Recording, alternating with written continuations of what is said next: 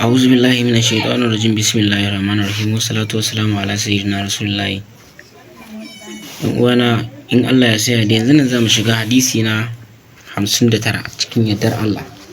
Bismillahir Rahmanir Rahim. Al hadisul tasi'u wa khamsuna hadisi na 59.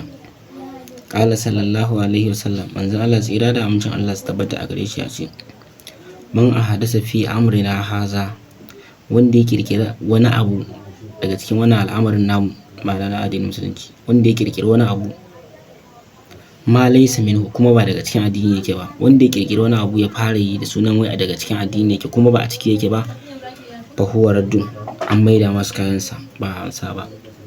Ko menene inda ba daga cikin addini yake ba ka kirkira kuma ka ce daga addini ne, a'a baka da ladan komai, fa huwa raddun, an maida maka kayanka ma. Rawahu al-Bukhari wa Muslim, Bukhari da Muslim suka rawaito. Saboda haka in uwa mu kula sosai, addinin musulunci na bukatan taka tsantsan. Mu tsaya iyakar mu kawai, inda aka ce mana mu tsaya nan mu tsaya, kar mu ce za mu yi karin abin da bamu sani ba. Mu guji fushin manzon Allah. Fushin manzon Allah fushi ne, fushin dukkanin duniyar nan ba fushi bane, na manzon Allah ne fushi. In ya ji babu daɗi to wallahi sai Allah ya ji babu daɗi. In Allah kuma ya ji babu daɗi kun ga akwai matsala. Saboda haka mu kiyaye mu dinga bibiyan hadisan manzon Allah nan, muna yin abubuwan da ya ce a rinka yi, muna barin abin da ya ce a bari, sai mun daure.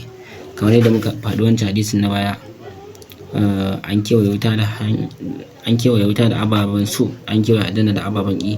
Saboda haka duk wani abu ne wanda zai kai mu aljanna sai mun ji kamar dai da wuya, amma ba wuya wallahi, daurewa za mu yi. Na gode sosai, a daure a rinka yin salati hadiya ga wannan aiki yanda ya sauka. Wassalamu alaikum warahmatullahi ta'ala wabarakatuh. Na gode.